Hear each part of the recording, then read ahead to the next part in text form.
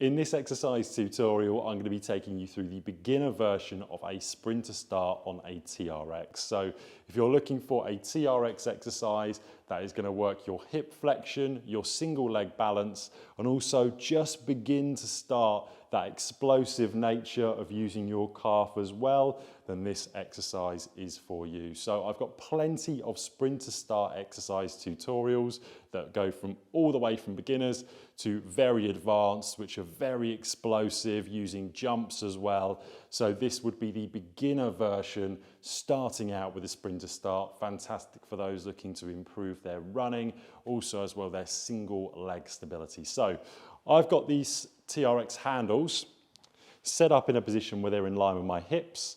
I pop my hands in the handles. I've got an overhand grip here. And from this position, I want to get the handles in a position where they're directly away and in line from my shoulder. So away from my body, in line with my shoulder. From here, feet are together. And what I'm going to do is I'm going to bring one knee up. And as I do this, come up into a calf raise on the other leg. So back down, one knee comes up.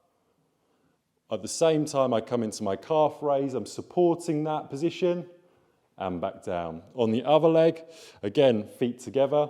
I'm directly under the position of where the TRX has been suspended from. I bring my knee up, calf raise, and back down. I'm always trying to keep my elbows straight as I do the exercise.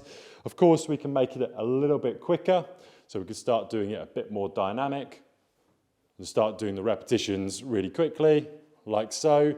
You can also walk your feet back to create a more abrasive angle. So this is now going to be harder as we start coming up into the movement. And of course, you'd repeat that for your desired amount of sets and repetitions.